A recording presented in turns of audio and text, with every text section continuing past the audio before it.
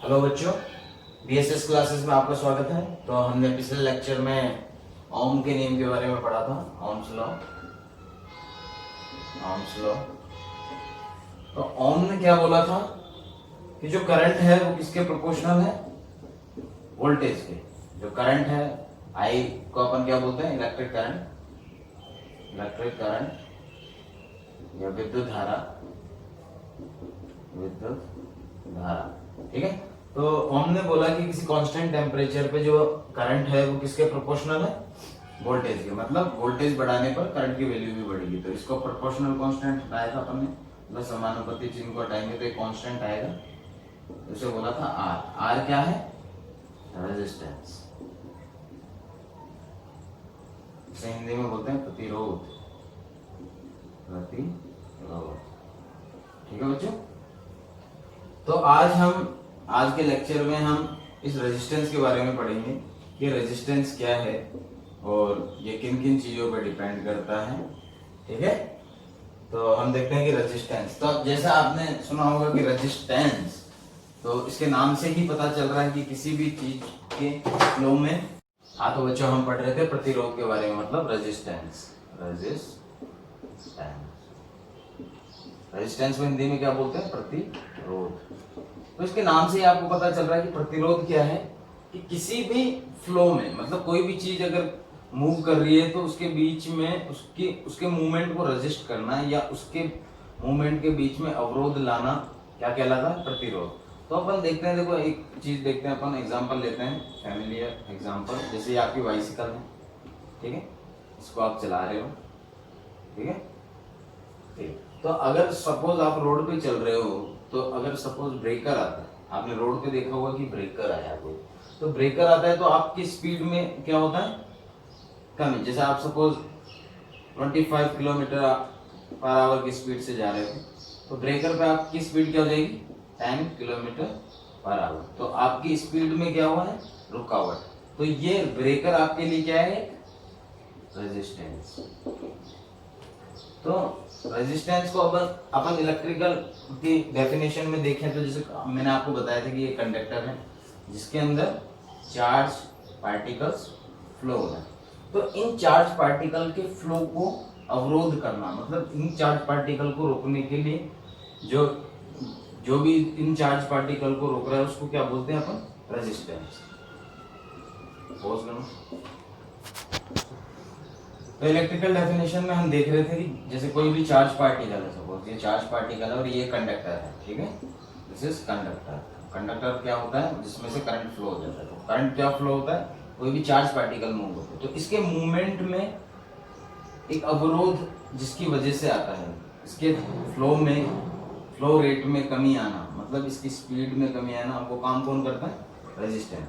तो हर कोई मटेरियल या कोई भी मेटल, जैसे सिल्वर, गोल्ड, एल्यूमिनियम, आयरन, तो जो भी मेटल है उनका एक पर्टिकुलर रेजिस्टेंस होता है। पर्टिकुलर रेजिस्टेंस होता है किसी भी मटेरियल का। तो ये रेजिस्टेंस किन किन चीजों पे डिपेंड करता है, तो अपन इसको ग्राफिकली और डेली लाइफ से रिलेट करके देखेंगे कि रेजिस्टेंस है वो किन किन कारकों पर डिपेंड करता है। तो अपन देखेंगे कि रेजिस्टेंस के बारे में आगे।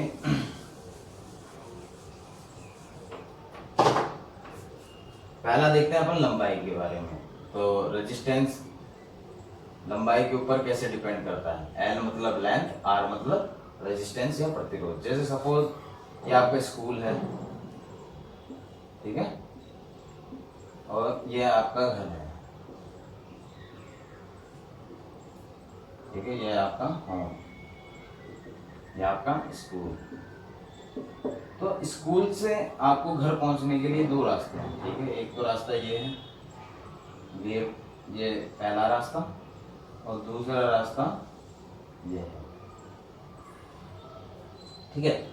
तो देखिए इसके अंदर आप देख रहे होंगे कि इसमें सबसे बड़ा रास्ता कौन सा है। जैसे किस रास्ते से आप पहले पहुंच जाओगे, तो आपका आंसर होगा कि सर डेफिनेटली पहले रास्ते से पहले पहुंच जाऊंगी। लेकिन आप ये भी कह सकते हैं कि सर अगर मैं दूसरे रास्ते से भाग के जाऊं तो मैं बहुत जल्दी पहुंच सकता हूँ। तो सपोज मान लेते हैं यहाँ पर 2 ब्रेकर है और यहाँ 4 ब्रेकर है। तो अब बताइए आपको सिंपली अब आप बताइए कि जैसे यहाँ से आप साइकिल लेके निकलोगे बाइसिकल, तो आप किस रास्ते से सबसे पहले पहुंचोगे? तो किससे पहले पहुंचोगे? फर्स्ट वाले रास्ते से, ठीक है। तो आपने क्या देखा कि लंबाई के साथ साथ लंबाई के बढ़ने पर रेजिस्टेंस की वैल्यू क्या हो रही है? बढ़ रही है। जैसे नंबर 2 रास्ते का जो लेंथ है वो ज्यादा है तो इसका रेजिस्टेंस भी ज्यादा हो गया, तो आर किसके प्रोपोर्शनल हो गया? लेंथ के। समझ रहे हो बच्चों? पहले रास्ते का जो रेजिस्टेंस होगा R1 वो मान लिया अपन ने L1 है और R2 का L2 है। तो अपन देख रहे हैं कि L1 is less than L2, therefore R1 is less than R2। तो R किसके प्रोपोर्शनल होता है? समानुपाती होता है। प्रोपोर्शनल को अपन हिंदी में बोलते हैं समानुपाती, इसके लंबाई के। इसको इक्वेशन नंबर 1 दे देते हैं। आपको ये याद रखना है कि R किसके प्रोपोर्शनल है? लंबाई के। तो हम दूसरा कारक देखते हैं कि रेजिस्टेंस और किसके ऊपर डिपेंड करता है। तो अपन एक और एग्जांपल लेते हैं, डेली लाइफ एग्जांपल से रिलेट करते हैं चीज को, रेजिस्टेंस को। सब फिर वही आपके स्कूल का एग्जांपल ले लेते हैं। ये आपका स्कूल है, ठीक है, ये हो गया स्कूल और यहाँ आपका है घर, ठीक है। तो देखिए यहाँ से 2 रास्ते जाते हैं। एक रास्ता है ये वाला और एक रास्ता है ये वाला, ठीक है। अब इसमें अपन एज्यूम करेंगे ये है हाईवे, ठीक है, और ये सिंगल रोड है ना। तो इसकी हमने एज्यूम कर लिया कि जो लेंथ है वो सेम है, जो इन दोनों पाथ की लंबाई है उसको हमने सेम माना है। सपोज आप यहाँ से बाइसिकल लेके जा रहे हो, ठीक है, और एक बाइसिकल यहाँ है। सपोज ये है राम और ये है श्याम, ठीक है। और फिर एक कंडीशन और डाल देते हैं कि यहां से एक बस आ रही है।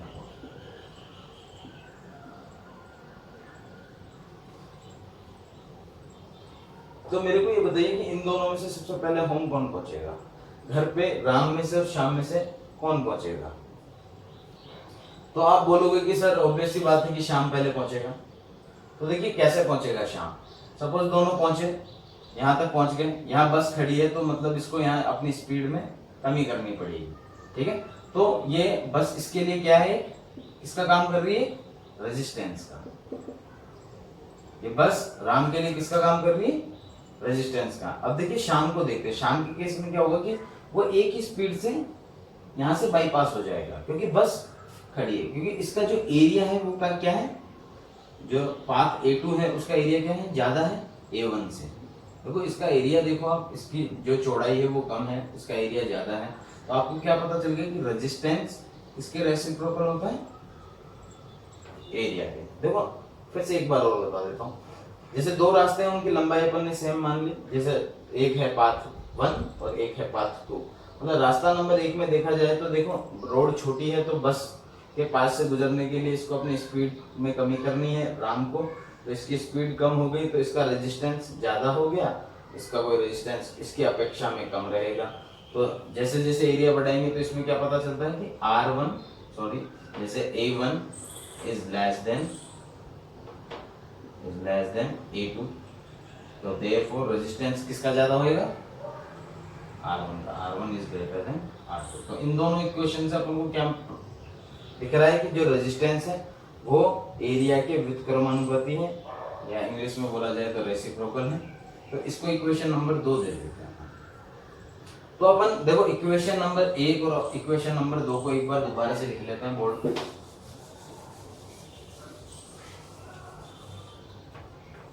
ठीक है, रेजिस्टेंस की पहली इक्वेशन लेंथ के साथ क्या आई थी? प्रोपोर्शनल है, इसको बोला था इक्वेशन 1। और R is reciprocal, equation number 2। तो इक्वेशन नंबर 1 मतलब समीकरण 1 और समीकरण 2 को मर्ज कर देते हैं, दोनों से देखते हैं। तो R इज प्रोपोर्शनल L/A, ठीक है। तो हम जब इसका प्रोपोर्शनल कांस्टेंट हटाएंगे तो अपन को एक रो एल बाई ए, जो इसको बोलते हैं रो, आर ए रो, ठीक है। इसको बोलते हैं रेजिस्टिविटी, किसी भी मटेरियल की रेजिस्टिविटी। कोई भी मटेरियल होता है, मैंने आपको बताया था कि हर मटेरियल की कोई ना कोई रेजिस्टिविटी होती है। तो जो ये रो है ये क्या है, रेजिस्टिविटी। तो रेजिस्टिविटी किसके ऊपर डिपेंड करती है, पदार्थ की प्रकृति पर, कि मटेरियल कैसा है। जैसे आयरन की जो रेजिस्टिविटी है वो ज्यादा है, सिल्वर की उससे कम है। और अगर रबर है या कोई भी इंसुलेटर, जैसे वुडन ब्लॉक मान लो, लकड़ी का टुकड़ा या रबर, उसकी रेजिस्टिविटी ज्यादा है। इसका मतलब रेजिस्टेंस ज्यादा है इसका उससे कम है, और इसका सबसे कम है। तो आपको पता चल गया कि रेजिस्टेंस 3 कारकों के ऊपर डिपेंड करता है। पहला क्या था, लंबाई पर। लंबाई के साथ क्या था कि लंबाई बढ़ाने पर प्रतिरोध की वैल्यू बढ़ रही थी, मतलब लेंथ बढ़ाएंगे। और एरिया बढ़ाने पर, मतलब कोई भी क्षेत्रफल बढ़ाने पर रेजिस्टेंस जो प्रतिरोध है वो घट रहा था। और किसके ऊपर डिपेंड कर रहा था, पदार्थ की प्रकृति पर। Property, internal property of material, internal property of material, इसको बोलते हैं अपन रेजिस्टिविटी, ठीक है। तो इसके क्या है, ये प्रोपोर्शनल है, ठीक है। रेजिस्टेंस मतलब अगर किसी भी मटेरियल की रेजिस्टिविटी ज्यादा है तो उसका रेजिस्टेंस ज्यादा हो जाएगा। तो आपको एक इक्वेशन मिल गई, R बराबर रो एल बाई ए, ठीक है बच्चों। तो देखो आपने रेजिस्टेंस के बारे में पढ़ लिया। तो रेजिस्टेंस को अपन के, रेजिस्टेंस का साइन क्या है, रेजिस्टेंस को इस तरीके से एक सिंबल दिया। रेजिस्टेंस का सिंबल क्या है, सिंबल, ठीक है। और इसकी जो यूनिट है वो क्या है, ओम। कि ओम ने नियम दिया था, तो इसकी यूनिट क्या है, ओम। आ गया बच्चों समझ में रेजिस्टेंस के बारे में। अब इसके बाद में नेक्स्ट लेक्चर में हम पढ़ेंगे कि रेजिस्टेंस के कनेक्शन, जैसे प्रतिरोध के कनेक्शनों के बारे में पढ़ेंगे, जो 2 प्रकार के होते हैं। मैं आपको एक थोड़ा ब्रीफ आइडिया दे देता हूँ उसके बारे में कि रेजिस्टेंस को अपन परिपथ में कैसे जोड़ते हैं। 2 प्रकार से जोड़ते हैं, एक होता है श्रेणी क्रम, और एक होता है समांतर क्रम। इसको बोलते हैं सीरीज कनेक्शन, और ये होता है पैरेलल कनेक्शन, ठीक है बच्चों। तो नेक्स्ट लेक्चर में हम इनके बारे में पढ़ेंगे। और मेरे को बहुत बच्चों ने बोला कि सर आपने जो इलेक्ट्रिसिटी के बारे में पढ़ाया उनके ऊपर प्रैक्टिस सेशन या कोई भी न्यूमेरिकल, तो अब हम इसके बाद के जो लेक्चर है उसके अंदर हम न्यूमेरिकल्स निकालेंगे थोड़े बहुत, ठीक है, जिससे आपका एक बार फिर से रिवाइज हो जाएगा पूरे चैप्टर का, ठीक है बच्चों। Okay, goodbye and take care.